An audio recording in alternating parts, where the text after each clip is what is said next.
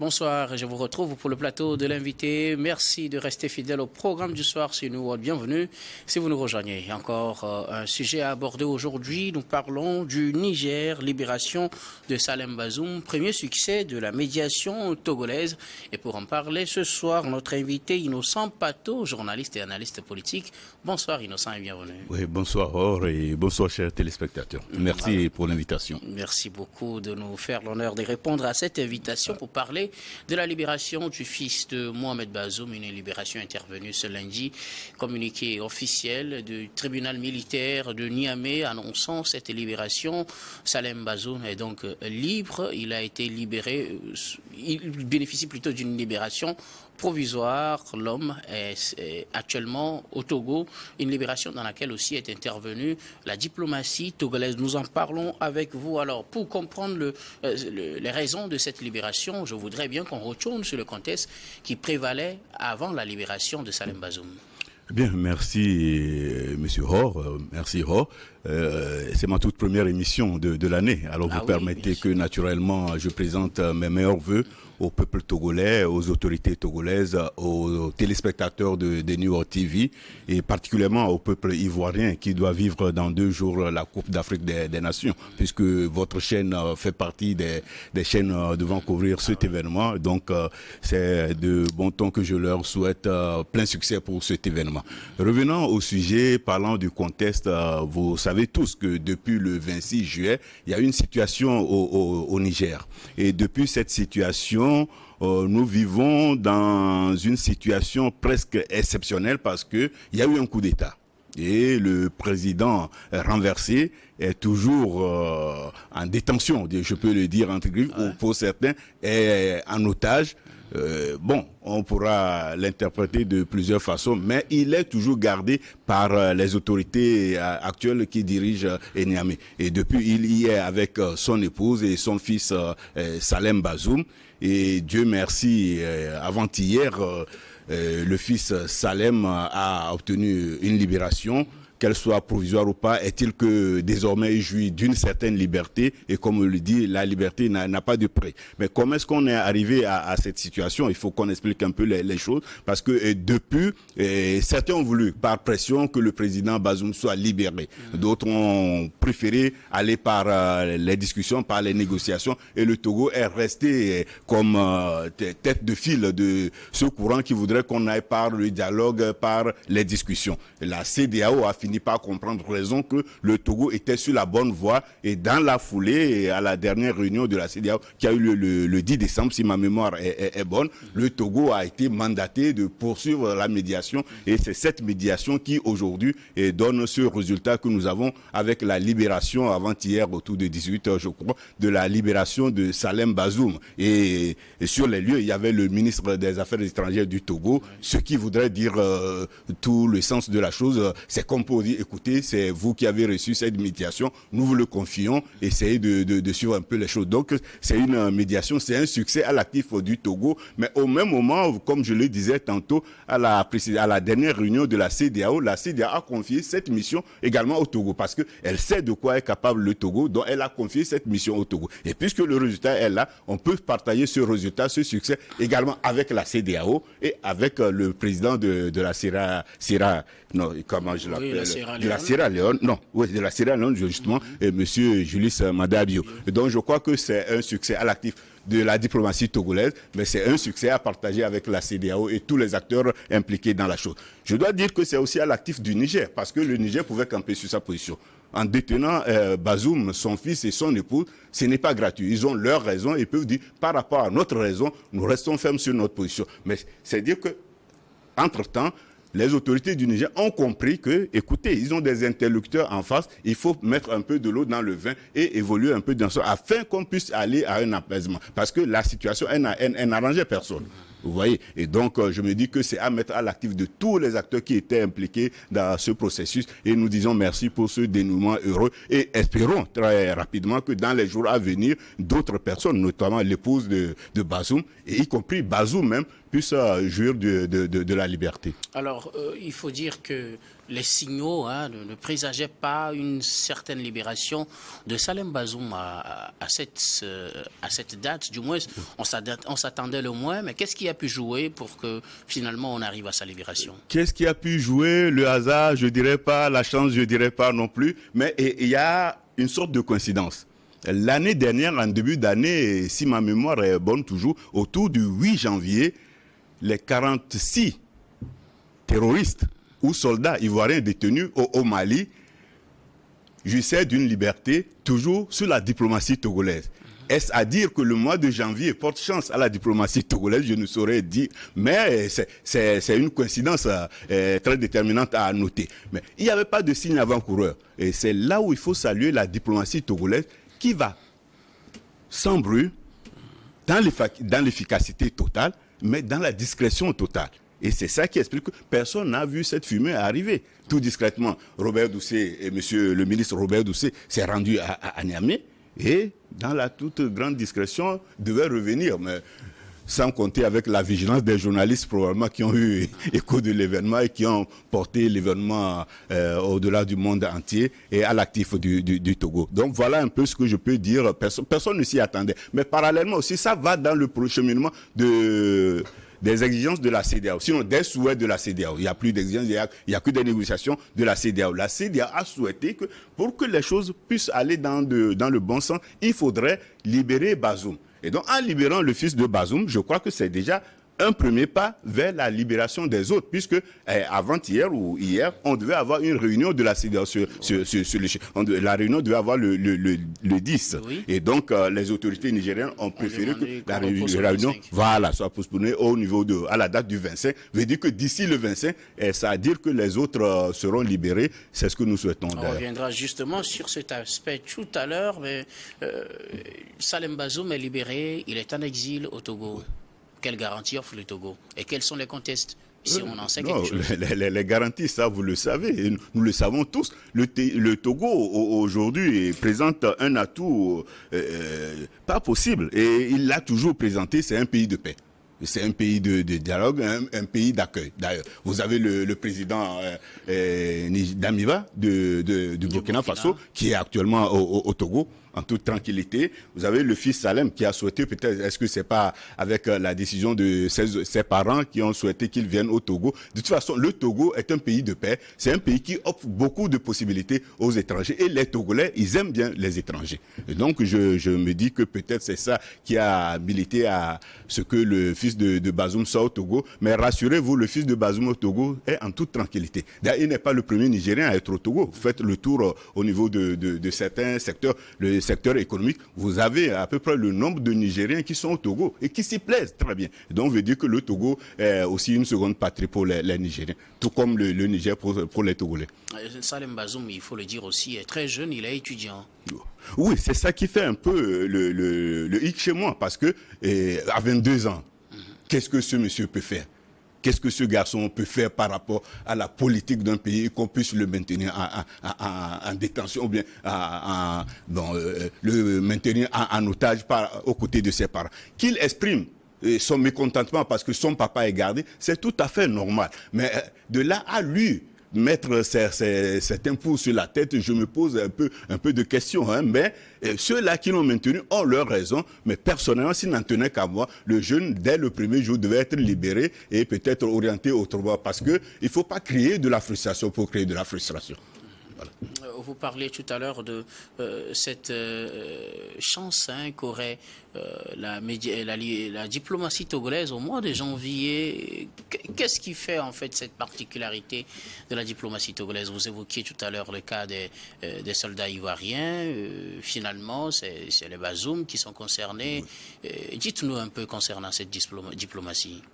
C'est une chance pour le Togo. De par le passé, le Togo a eu des diplomates de renom. Je peux vous citer le professeur Oulédé, qui a eu affaire près de 10 ans aux affaires étrangères en tant que ministre, chef de la diplomatie togolaise. Je peux vous citer Edem Kodjo, par exemple, qui s'est illustré au niveau de l'Union africaine.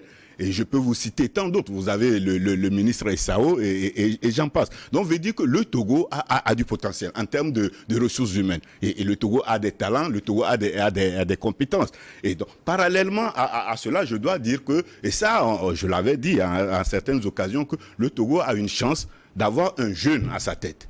Mais ce jeune, aujourd'hui, est le doyen des chefs d'État de la CEDEAO. C'est ce que beaucoup de gens ne voient pas. Malgré son jeune âge, par rapport au poste, il est le plus ancien au poste. Et donc, quand on est ancien à un poste, cela suppose un certain nombre d'expériences acquises.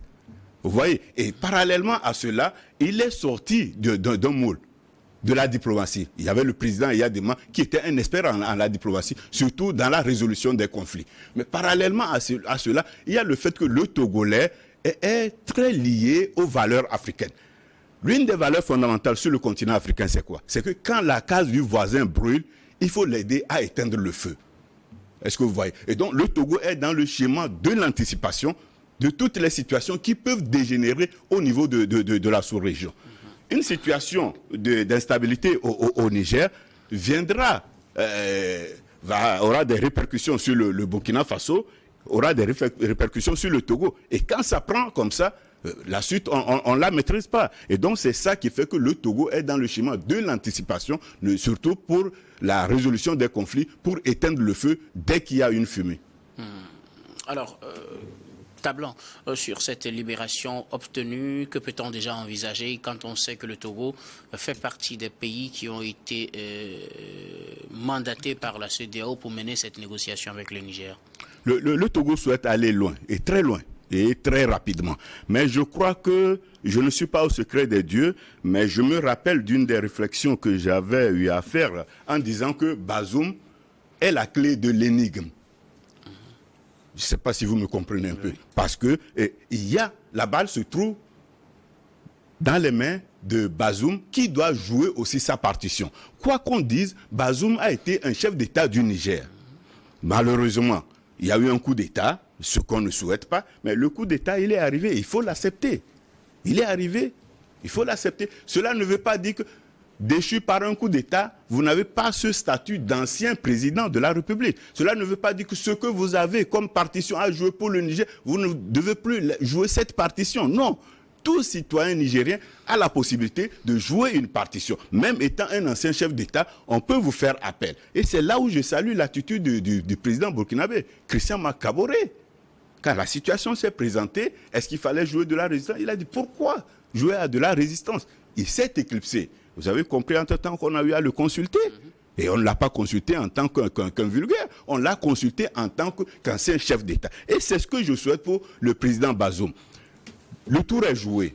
Quoi qu'on dise, quelle que soit la force qui viendra pour le libérer, et ce que je ne pense pas d'ailleurs, il vaut mieux qu'il joue franc jeu avec le peuple nigérien. S'il aime encore le peuple nigérien, qu'il prenne acte de ce qui s'est passé et commencer par jouer franc jeu avec le peuple nigérien. Parce que quand on aime un peuple, on ne doit pas être la clé de la souffrance de ce peuple. Et aujourd'hui, les sanctions, c'est par rapport à Bazoum. Il suffit que Bazoum dise, écoutez, c'est consommé, c'est plié pour moi. Ok, chers confrères et chers collègues chefs d'État de la sous-région, acceptez ce qui s'est passé et je vous prie de nous aider à nous sortir de cette situation. Vous verrez que rapidement, en moins de 48 heures, le tour est joué et la diplomatie togolaise aura encore ses lettres de noblesse, ses fleurs. Quand bien même nous ne le faisons pas pour un trophée, nous ne le faisons pas pour des félicitations, nous le faisons pour la prospérité de l'humanité. Nous le faisons parce qu'il y a des peuples, il y a un peuple, le peuple nigérien qui est en souffrance. Nous avons une situation qui est là-bas et qui peut avoir des répercussions sur nous. Donc, il faut jouer de sorte que nous puissions aider à l'apaisement de la situation. Et je crois que même ceux-là qui avaient pris la position extrême d'une intervention militaire ont fini par comprendre raison que, naturellement, il vaut mieux aider le peuple nigérien. Parce que même ceux-là qui ont pris des sanctions, croyez-moi, il y en a qui souffrent. Ils souffrent de ces sanctions qu'ils ont prises à l'endroit du peuple nigérien. Et donc, très rapidement, il vaut mieux qu'on aille à l'apaisement, qu'on joue franc jeu et que tous les acteurs s'impliquent suffisamment pour un dénouement heureux de la crise au Niger. Mais je dois saluer ici le général Tchani parce que il a un sang de militaire, un vrai militaire. Un vrai militaire, il n'a pas la gâchette facile. Ils ne cautionnent pas la barbarie et autres. Et dans l'entêtement, le fait de prendre des positions radicales parce que je suis toujours chef d'État, tout peut arriver. Il y a tout un lot de montages qui peuvent arriver et ça, on peut mettre ça à l'actif d'un vulgaire qu'on pourra même sanctionner et autres. Mais est-ce que c'est ce que nous souhaitons? C'est pas ce que nous souhaitons. Et je salue vivement le calme, la patience du président Tchani et je prie le président Bazoum qu'il joue afin que nous puissions tous avoir un dénouement très heureux pour cette situation. Alors avec cette libération, peut-on arriver à d'autres libérations de Bazoum lui-même, puisque c'est ce qui est réclamé par la CEDEAO, peut-être libération de ses autres proches, de lui-même, à l'allure où vont les choses? Est-ce possible? Je vous invite tous à lire ma réflexion. Bazoum, c'est la clé de l'énigme. Bazoum est la clé de l'énigme. Il suffit... Tout est encore possible. Pardon? Tout est encore possible. Non, absolument, tout est possible. À moins de 24 heures, moins de choses, tout est encore possible pour dire, écoutez, voilà, le coup d'État est déjà arrivé. On fait pratiquement 6 mois. Est-ce que c'est pas trop rêvé de penser qu'après 6 mois, on peut revenir au pouvoir? La question ne se situe pas seulement au niveau du rêve de revenir au pouvoir. Voilà, il est accusé de certaines choses aussi. Je crois qu'il vaut mieux qu'on évolue pas à pas. Okay. Le premier acte, qu'il reconnaisse qu'il n'est plus chef d'État. Okay. Maintenant, dans ce schéma de reconnaissance qu'il n'est plus chef d'État, on peut négocier un certain nombre de choses. Okay. On peut négocier un certain nombre de choses parce que, quoi qu'on dise, je vous mets au défi de me trouver un chef d'État qui peut sortir indemne des accusations. Dans la tradition africaine, c'est quoi? Le chef d'État, c'est le dépotoir. C'est sur sa tête qu'on déverse tout. Qu'il ait assumé, qu'il ait posé ses actes ou pas, c'est sur sa tête qu'on mettra tout et on trouvera des éléments d'accusation pour Bazoum. Maintenant, s'il reconnaît qu'il n'est plus chef d'État et que peut-être dans l'exercice de ses fonctions, en tant qu'être humain, il n'est pas un ange, il n'est pas bon Dieu, et que dans l'exercice de ses fonctions, il a eu à commettre certaines erreurs et qu'il demande pardon, mais je ne vois pas quelqu'un en train de refuser le pardon d'une autre personne, d'un autre individu. Alors parlons maintenant de la relation entre le Niger et la CEDEAO au regard de la nouvelle situation avec la libération de Salem Bazoum. Quel est le niveau qu'aurait atteint cette relation entre le Niger et la CEDEAO? Je dois dire que déjà à partir de la réunion du 10 décembre, les choses ont commencé par bouger. Et dans cette perspective des choses qui bougent, et surtout que le Niger pose certains actes, quand bien même ce n'est pas encore ce que la CEDEAO veut à 100%, je me dis que c'est déjà des pas et que la CEDEAO continue également à aider le Niger à aller jusqu'au bout. Parce que c'est tout un processus. Dans les négociations, c'est quoi? Il y a des exigences de départ. Maintenant, chemin faisant, chacun réduit graduellement ses exigences afin qu'on arrive à ce qu'on appelle un compromis. Le compromis, ce n'est pas à l'actif de X ou de Y. C'est une fusion des exigences et vous voyez qu'au finish, le compromis sera quelque chose qui ne ressemble pas du tout à ce que chacun X ou Y veut. Et donc, je crois que nous sommes dans ce schéma. Le Niger est en train de poser des actes, surtout avec la libération de Salem Bazoum, que je salue très bien, parce que c'est un jeune, un innocent, comme moi peut-être. Et donc, vous acceptez que déjà, ce acte, il est à saluer. J'ai eu à apprécier l'attitude de l'ambassade des États-Unis au Niger. J'aurais aimé entendre des appréciations, des félicitations de l'Union africaine, parce que ce n'est pas gratuit, ces actes-là. Vous voyez, quand vous êtes pris en otage, mais c'est délicat, tout peut arriver. Mais Dieu merci, le jeune Salem est sorti et il est en bonne forme. Lui-même, il l'a confirmé par l'intermédiaire de certains de ses proches. Il a confirmé qu'il est en forme. Ses parents sont également en bonne santé, quand bien même ils expriment des signes de fatigue. Donc on salue qu'ils sont bien traités, on suppose qu'ils sont bien traités et que très rapidement qu'on aille vraiment à des issues heureux. Cette situation peut-elle conduire à un dégel des avoirs du Niger ou peut-être une levée des sanctions imposées par la CEDEAO et la communauté internationale? Oui, mais est-ce suffisant pour arriver à cela? Bien, il en faudrait encore plus. Suffisant, mais du moment où il y a déjà un pas, il faut que de part et d'autre qu'on aille dans ce sens. C'est-à-dire que quand un pose un pas, il faut que l'autre aussi essaie de poser des pas. Donc, on peut voir la liste des sanctions et commencer par lever la main de façon graduelle. Parce que Si moi je pose des actes, et l'autre partie en face ne fait rien pour bouger, mais écoutez, je peux revenir à ma position de départ, même radicaliser un certain nombre de choses. Donc je crois qu'il faudrait que de part et d'autre, on cède de façon qu'on puisse tourner la page, définitivement la page de cette histoire de coup d'État au Niger. Non, après 6 mois, ce n'est plus un coup d'État. De toute façon, il faut oublier ça. Il y a les nouvelles autorités qui sont là, qui sont en train de poser des actes, et je crois même, et on pense déjà à un dialogue national, lequel dialogue définira de nouvelles bases pour le Niger. Et ces nouvelles bases peut-être seront acceptées par tout le peuple nigérien, ce qui serait très bien pour le pays.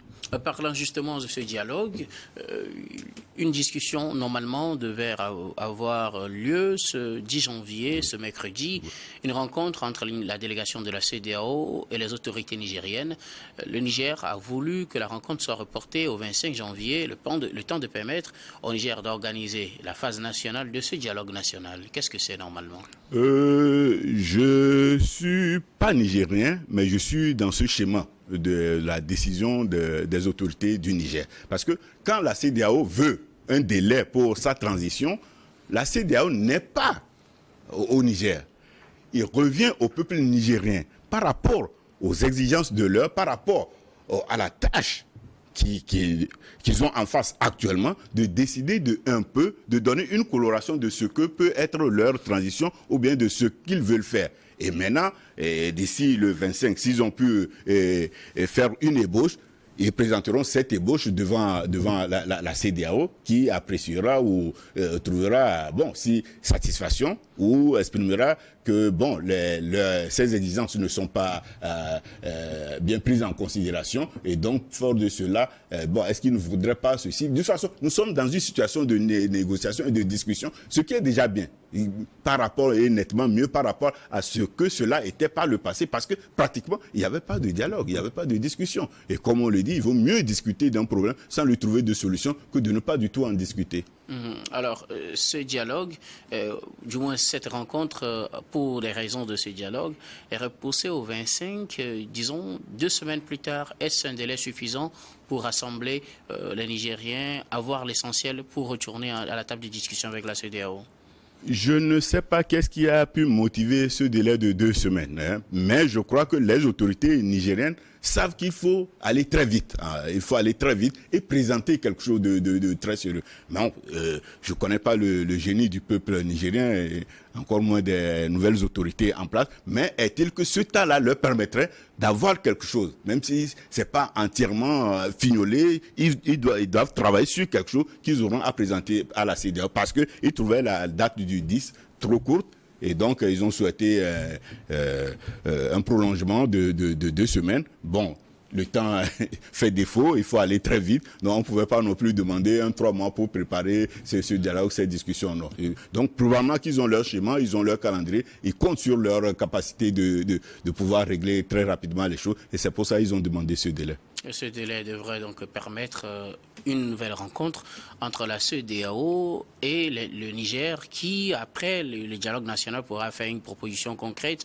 On sait que les autorités avaient déjà annoncé normalement qu'il ferait une transition qui ne durerait pas plus de 3 ans. Risque-t-on aujourd'hui d'arriver au dialogue avec une proposition qui dépasse ce délai, qui serait donc une proposition de ce dialogue national? Non, si on le fait de la sorte, c'est comme si on voudrait jouer un peu avec la CEDEAO, parce que c'est les autorités en place qui ont situé, qui ont orienté l'opinion pour une transition autour de 3 ans.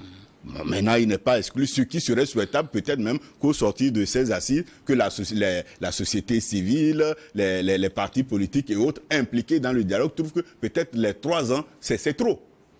Oui, mais au-delà de 3 ans, ça serait comme si on voudrait tourner la CEDEAO en bourrique, et ce n'est pas du tout responsable. Parce que c'est les autorités qui ont avancé ce délai de 3 ans, elles vont soumettre cette proposition devant au dialogue, aux participants au dialogue, et ensemble ils vont trancher, mais la tendance même sera à ce qu'on essaie de voir ça à la baisse. Innocent Pato, nous arrivons pratiquement à la fin de ce numéro de l'invité. Que faut-il retenir de façon générale après cette libération de Salem Bazoum, une libération intervenue suite à l'implication de la diplomatie togolaise et des pays délégués par la CEDEAO pour ce faire?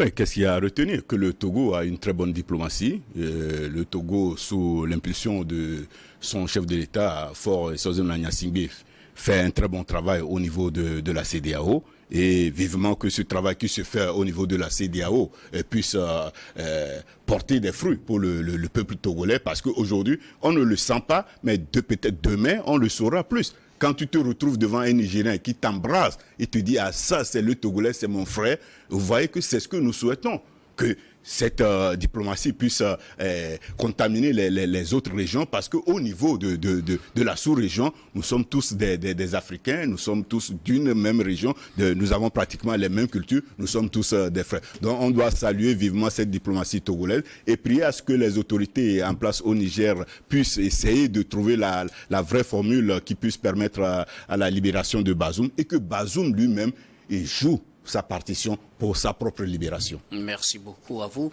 Innocent Pato, journaliste et analyste politique, merci d'avoir répondu à nos questions. Merci également à vous. Très chers téléspectateurs de nous avoir suivis, c'est la fin de ce numéro de l'invité. Je vous retrouve tout de suite pour la suite du programme du soir, et ce sera pour le plateau de Regard Croisé.